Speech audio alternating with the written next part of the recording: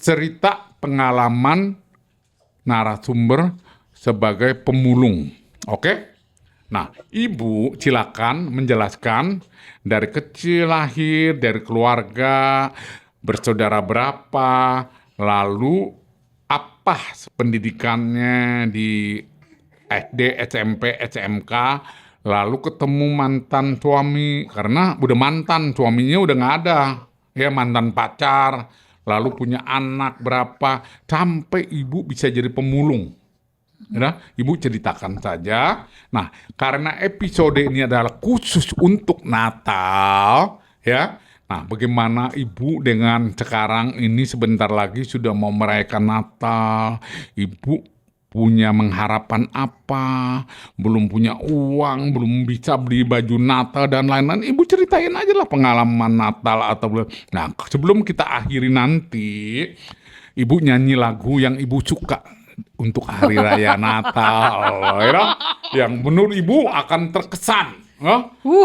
Kalau dengan nyanyi itu, wah bahagia, gitu loh ya. Oke, Ibu Agnes Boru Sinaga, saya persilakan bercerita, berbagi cerita, silakan.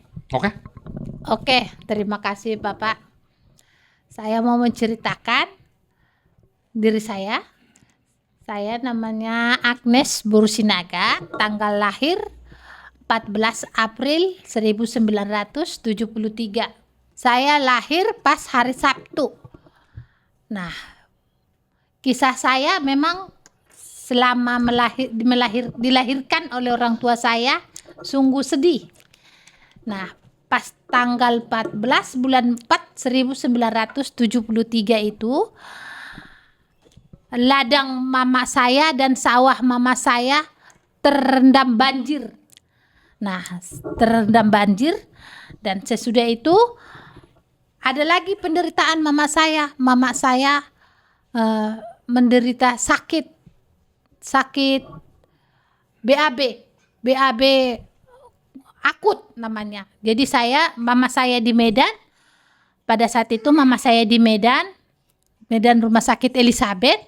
Saya dipindahkan ke Lubuk Pakam, ke susteran Rumah Sakit Katolik Duren Sahabat, Katolik Lubuk Pakam. Nah, saya lahir tanggal 14 bulan April 1973. Saya dibaptis sama Suster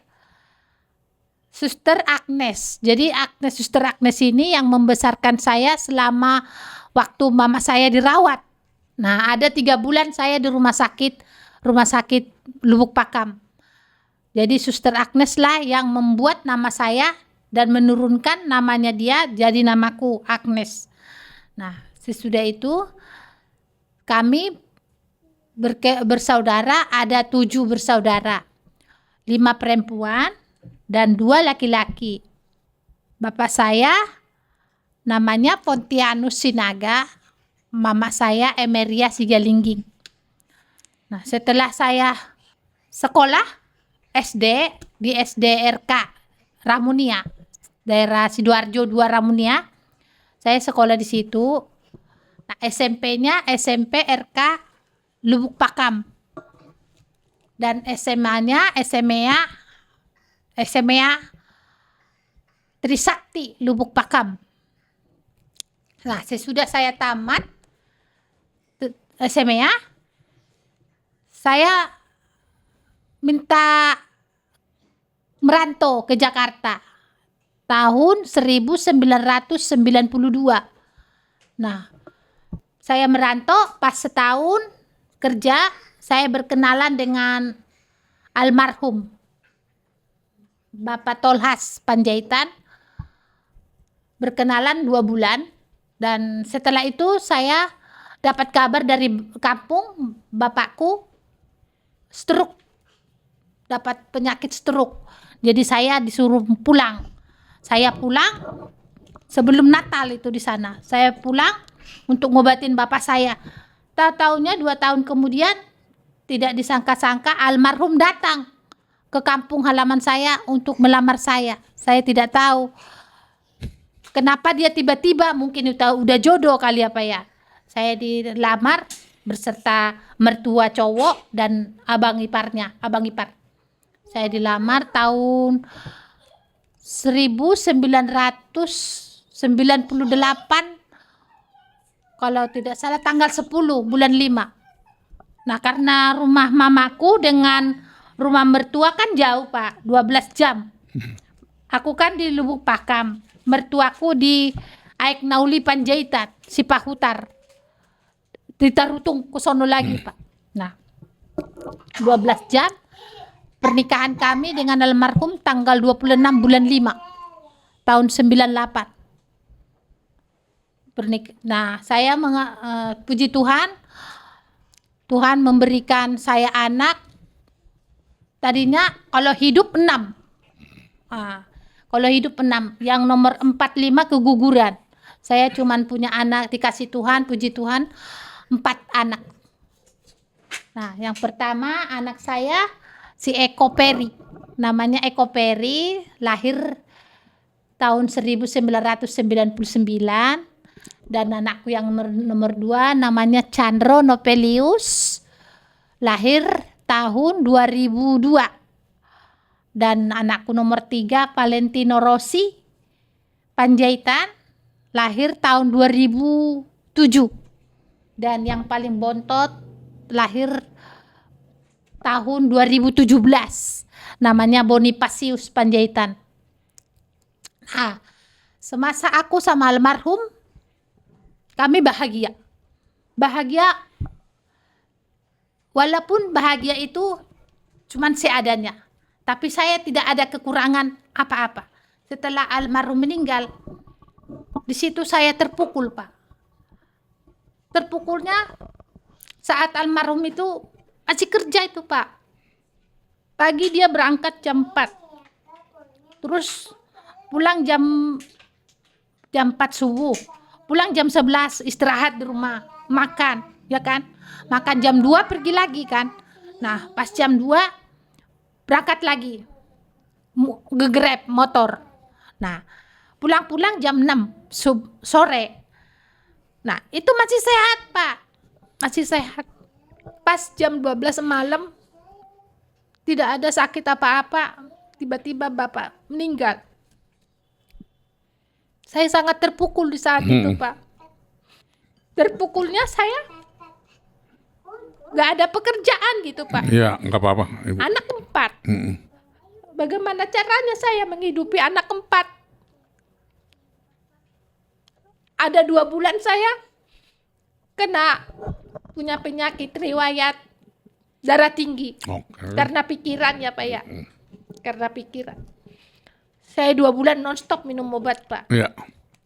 Obat darah tinggi. Iya. Tapi karena Tuhan itu baik ya, Pak ya. Iya. Tuhan Yesus baik. Saya dibekalin kesabaran. Saya dibekalin kekuatan. Kalau bukan karena Tuhan, Pak, mungkin saya tidak bisa sampai saat ini. Itu semua berkat Tuhan. Jadi saya tidak mau putus asa gitu, Pak. Iya.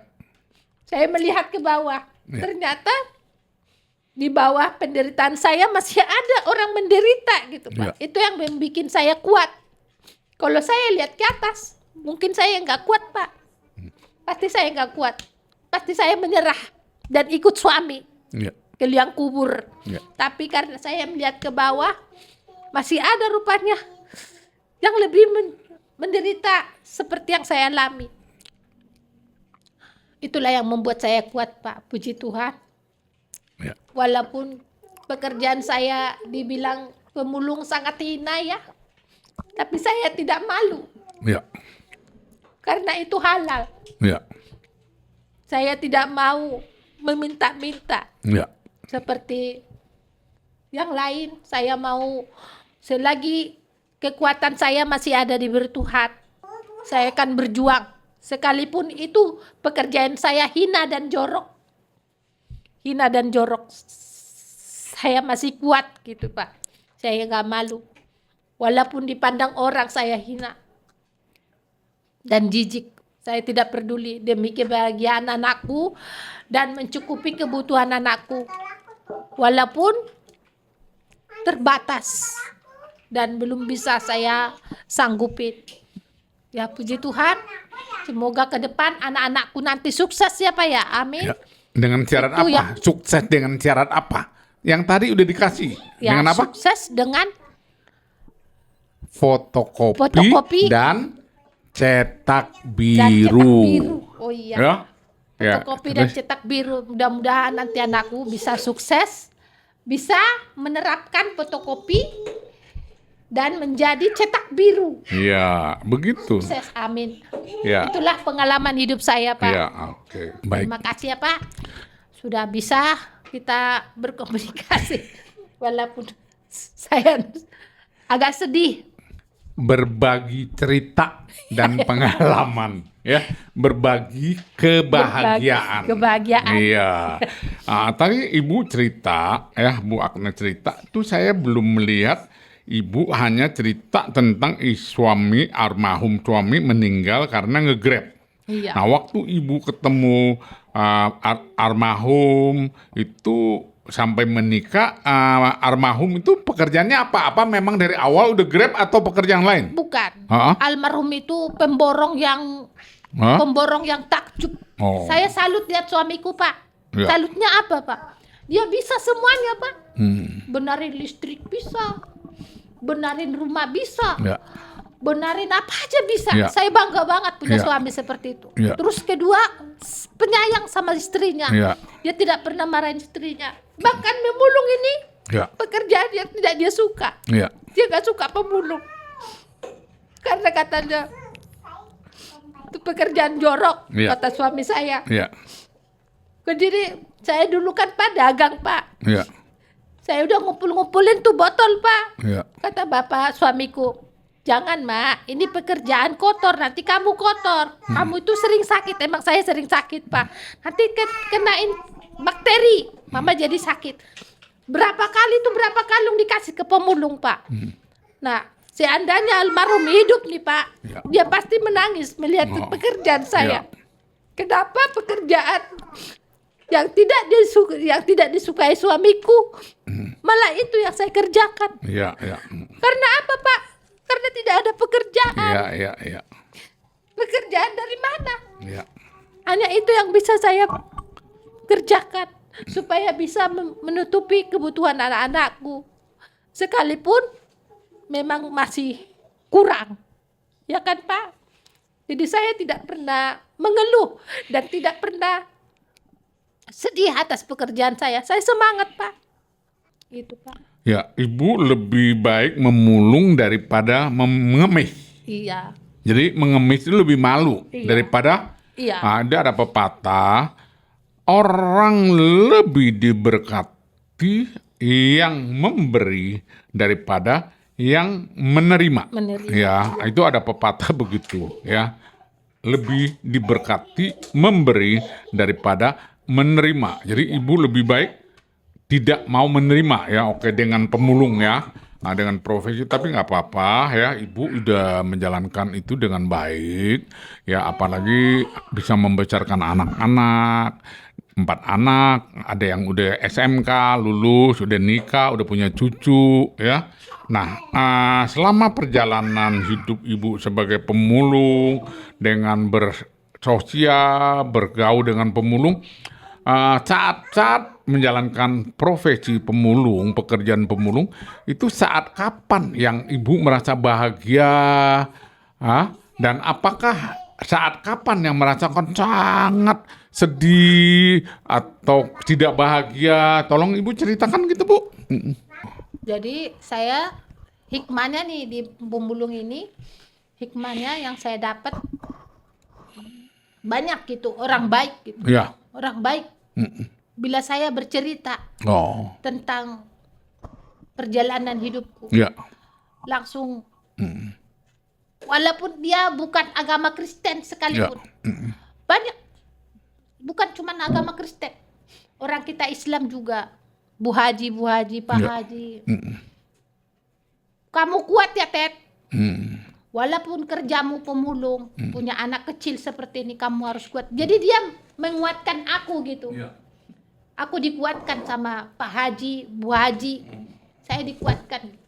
Jadi kita itu sebagai bangsa Indonesia Kita tidak boleh hanya seperti apa tuh, kepercayaan cuma satu kepercayaannya gitu. Kita tidak boleh begitu. Jadi saya nih ya, setelah saya mempelajari mulung, nggak orang Kristen aja yang sayang sama saya. Oke, terus berikutnya lagi udah cukup jelas ya. Oke, Ibu bagaimana? Karena Ibu beragama Nasrani atau Kristen. Nah, apakah perayaan Natal atau Paskah itu menghibur Ibu dari ketidakbahagiaan atau bagaimana? Bisa Ibu ceritakan gitu? Ya, bahagia lah Pak. Bahagia itu bukan berarti kita harus berkecukupan. Iya. Bahagia itu dengan rasa jiwa senang, hati senang, itu sudah bahagia. Gitu. Kalau di saat ini, di perayaan Natal ini, walaupun anak-anakku tidak pulang, Iya. anakku kan merantau 2 Pak. Iya. Hanya 1, 2 saya. Iya. Semoga harapan dan impian anak-anakku sukses. Iya. Jadi lembir apa tadi Pak? Lebih apa? Lembir apa tadi? Fotokopi biru. Ilmu fotokopi dan cetak biru Iya, cetak biru. dipraktekkan. Iya. Ya, Itulah harapan dipraktekkan. saya. Nah, Semoga ilmu fotokopi dan menjadi cetak biru dipraktekkan. jadi sukses. Iya, pasti sukses. Iya. Ya. Itulah Pak harapan Jadi sebelum kita akhirin ini ya, nah Ibu mau nyanyi lagu buat Natal bagi permisa bisa mendengarkan suara merdu Ibu. Nyanyinya apa Pak? Terserah Ibu lah, Ibu yang sukanya lagu apa, ya. Lagu Natal. Ya Ibu yang mau nyanyi lah. Nah nanti abis selesai nyanyi, Ibu mau menyampaikan salam Natal kepada keluarga besar, kepada anak, cucu, tetangga Bapak nyanyi yang juga tadi Pak Haji yang sudah banyak membantu Ibu, Bu Haji dan lain-lainnya. Ya, silakan Ibu. Apa ya Pak? Ya yang Ibu hafal aja lah, yang apa Ibu mau nyanyikan gitu yang hafal aja. Dari pulau dan benua. Dari pulau dan benua. Udah, ya silakan. Nyanyi. Ya. Aku mau nyanyi di saat sekarang lagi suasana Natal ya Pak ya. Iya. Aku nyanyi dari pulau dan benua. Iya, silakan.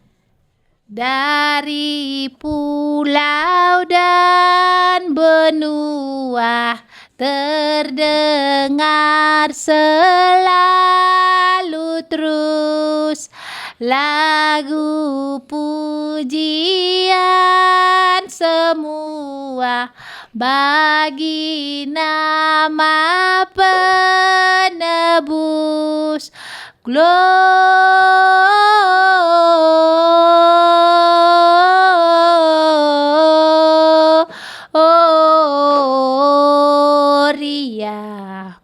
muliakan Tuhan. Gloria, muliakan Tuhan.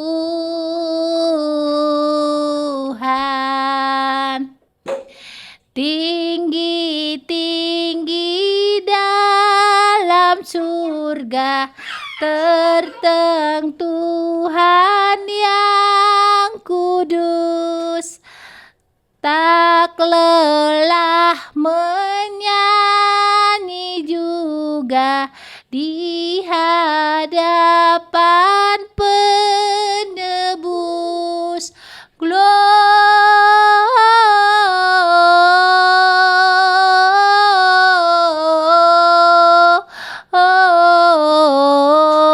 Gloria, muliakan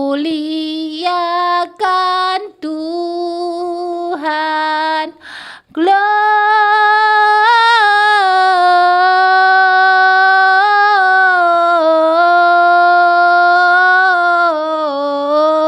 Gloria, muliakan Tuhan.